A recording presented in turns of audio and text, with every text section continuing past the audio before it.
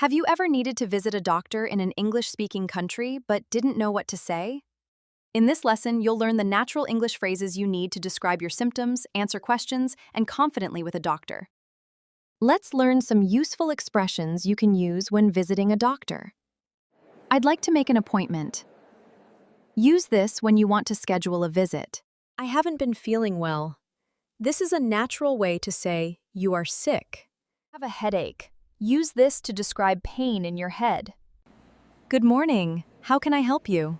Good morning. I'd like to make an appointment with the doctor. Sure. What seems to be the problem?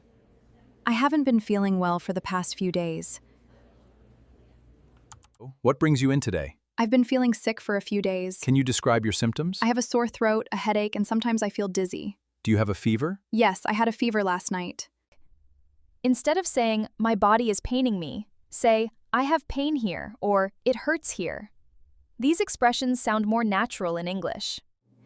Now imagine you are visiting a doctor. Answer these questions and practice speaking aloud. The best way to improve your English is to practice real situations.